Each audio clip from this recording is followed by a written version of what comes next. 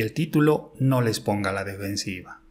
No pretendo inducir a que cambien de opinión, que cambien de idea, y tampoco pretendo venderles un producto, sea este una marca de zapatos o una ideología.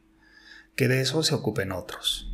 Lo que intento ahora es esbozar, de manera muy general aún, una imagen acerca del procedimiento que sigue la mente humana para estructurar pensamientos, para estructurar razonamientos que nos permitan conocer de mejor forma, y esto implica la pretensión de objetividad, los fenómenos que nos rodean.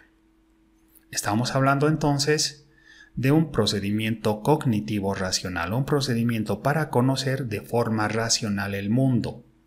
¿Y qué mejor forma para ingresar a este debate que prestarnos la frase atribuida a Aristóteles que indica que el hombre o el humano es un animal racional, que evidentemente tiene una intensa faceta emotiva e incluso instintual, pero también un fuerte componente racional, que es en lo que vamos a poner ahora énfasis. Para este cometido entenderemos primero que pensar no es lo mismo que conocer, aunque lo segundo precisará de lo primero, como es lógico. Pero conocer y aprender sí se acercan más, pues son dos vocablos que designan con ciertos matices a un mismo objeto. Quien pretenda conocer o aprender acerca de una porción de la realidad tratará de dotarse de los datos necesarios y procesarlos de forma tal que resulten útiles para ubicar ese retazo de la realidad en el mundo, tanto en su contenido per se como en sus relaciones externas e internas, para actuar en o sobre él de la forma más eficiente posible, embarcándose en un viaje en espiral con al menos 5 etapas, cada una con sus propios componentes esenciales. Veamos. Primero, observar e interpretar, lo que implica identificar las huellas que dejan en el mundo los objetos, sujetos, hechos o fenómenos que pretenden ser conocidos, convirtiéndolos en datos que a manera de estímulos sensoriales se internalizan en la mente del observador. Pero los datos dicen poco por sí mismos, ya que para que adquieran el estatus de información útil, veraz y oportuna, deben ser sistematizados, analizados, contextualizados y significados mediante procesos de codificación e interpretación. Actividades en las que la razón y el lenguaje juegan, claro, un rol fundamental.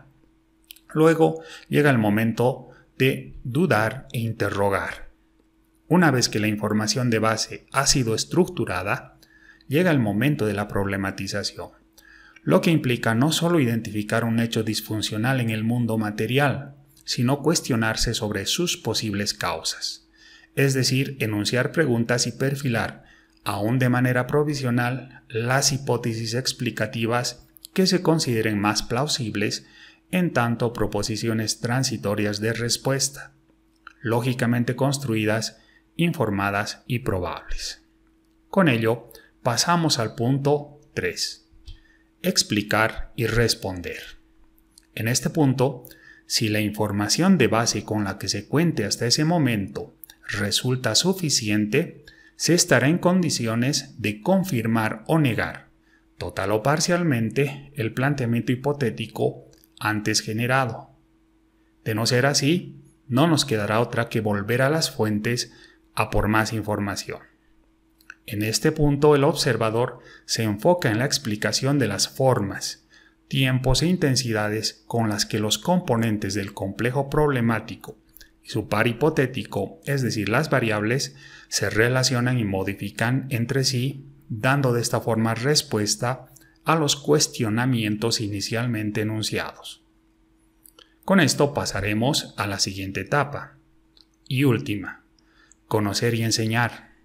Es el momento de la estabilización temporal del conocimiento, es decir, el estado mental que se produce en el sujeto cuando éste cuenta ya con la evidencia suficiente para declarar, con fundamento, que realmente conoce algo que antes no era conocido, pero siempre de manera provisional, es decir, abierta a la posibilidad de que, en algún momento, surja un nuevo cuestionamiento a lo supuestamente conocido, e incluso lo supere, lo niegue con nueva evidencia obtenida, quizás con tecnologías que antes no existían.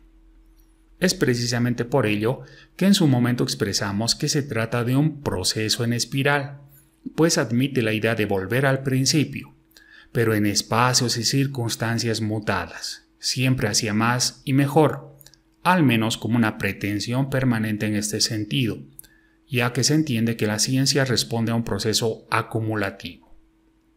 Por otra parte, entenderemos que la enseñanza resulta ser una consecuencia necesaria del conocimiento, sea bajo la intención voluntaria, directa y sistemática de transmitirlo, como lo hace un profesor en aula o laboratorio, por ejemplo, o mediante la simple comunicación de los resultados de una investigación en publicaciones científicas y en cualquier soporte. Más allá de estos aspectos, a los que bien podríamos asumir como metodológicos, es necesario completar la imagen, preguntándonos cómo el procesamiento intelectual se desarrolla concretamente en nuestro cerebro. Concluyendo, no sin riesgo de caer en simplificaciones, que esta compleja tarea se desarrolla en al menos dos dimensiones. La primera de ellas es la dimensión computacional inconsciente o automática, de la que queda aún mucho por conocer, pues no se trata o no se sabe a ciencia cierta de qué forma se produce la internalización de las señales o indicios que los objetos, sujetos, hechos y fenómenos van dejando en el entorno, se internalizan y convierten luego en estímulos sensoriales y después en ondas electroquímicas que se archivan en la memoria y que se reutilizan para rearmar redes de pensamiento en esas complejas estructuras neuronales propias del cerebro humano. Podría decirse que se trata de un procedimiento previo al raciocinio, propiamente dicho, proporcionando al cerebro la materia prima para realizar su trabajo, esto es, los datos y la forma en la que estos se gestionan en un primer nivel básico de razonamiento. Hablamos, por utilizar una atrevida metáfora, del hardware y el software de la maquinaria de pensar, siendo en este sentido objeto de estudio de aquello que hoy se denomina como neurociencias y, no sin ciertos reparos, también de la psicología. Es interesante hablar en este punto acerca de la iniciativa BRAIN, por ejemplo, un proyecto científico internacional que se propone precisamente recrear el mapa del funcionamiento de las neuronas cerebrales en su conjunto y desentrañar cómo se desarrollan los procedimientos cognitivos más básicos y complejos dentro de él. Hablamos de pensar, aprender o memorizar. En una entrevista con el diario español ABC, Rafael Yuste, uno de sus principales impulsores, señaló que estamos en un momento decisivo de la historia de la humanidad, incluso como especie.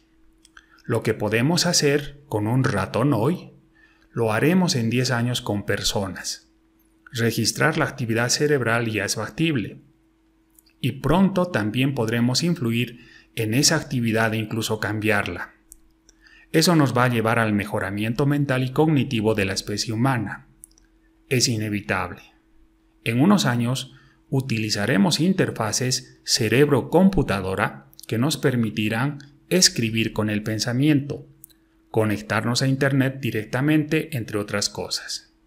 Esto va a cambiar la especie humana.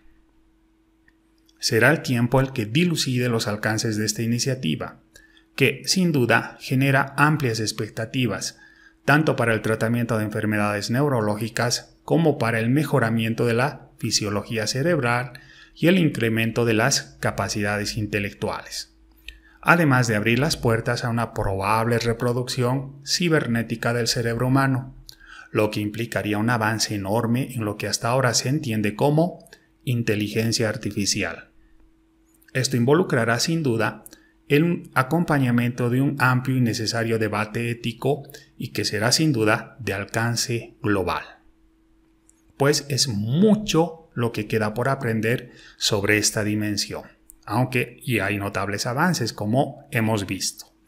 En la segunda dimensión, vale decir, la racional consciente, vemos que se desarrolla sobre la arquitectura del hardware y el software cerebrales antes referida, esta vez ya de forma consciente y voluntaria, materializándose en el proceso de pensar o razonar propiamente dicho, como una actividad ordenada que aprende el mundo a partir de los estímulos sensoriales que se internalizan, codifican e interpretan hasta constituir un cuerpo de información básica que se acumula en la memoria y que luego es rearticulada y reordenada en redes y subredes neuronales de conocimiento, produciendo lo que más se acerca al concepto común del acto de pensar, de la idea de aprender y conocer.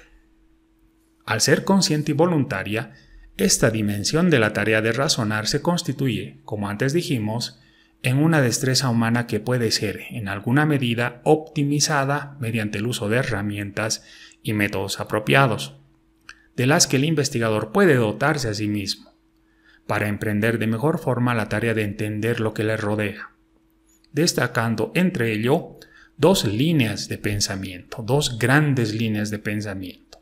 Por un lado, la deducción o el pensamiento deductivo, que en una simplificación extrema se resume en el intento por entender los fenómenos a partir de leyes generales, es decir, de regularidades más o menos estables en las que se subsumen o acomodan los hechos objeto de observación. Y 2.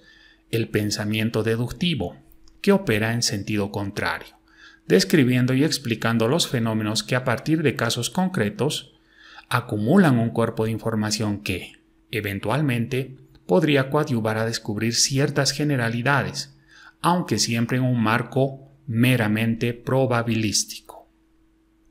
Dejemos este amplio tema para futuras entregas, limitándonos por ahora a señalar que en ambos casos interviene claro la razón humana a efectos de ejecutar los juegos inferenciales necesarios para obtener conclusiones que, a manera de resultados, aporten a entender de mejor forma el objeto o proceso en estudio. En el primer caso, serán inferencias de orden lógico y en el segundo de carácter pragmático o empírico. En este complejo proceso de pensar, todos estos elementos se entrelazan, tanto en sus dimensiones computacionales, inconsciente, racional y consciente, con los enfoques deductivo e inductivo que se producen en la última, encontrando un espacio común en la aplicación del llamado método hipotético deductivo. Vale decir que ambas dimensiones se interrelacionan permanentemente. Esta es una manera muy general de entender cómo pensamos, y la buena noticia es que, más allá de la etapa, fase o dimensión automática, es posible dotarnos de herramientas para mejorar el componente voluntario, la idea de conocer el mundo a partir de la razón. En futuras entregas procuraremos dotarles o por lo menos enseñarles en líneas muy generales cuáles son estos mecanismos, propios de lo que ahora se llama como pensamiento crítico. Espero que esto les haya sido de utilidad. Un saludo cordial para todos.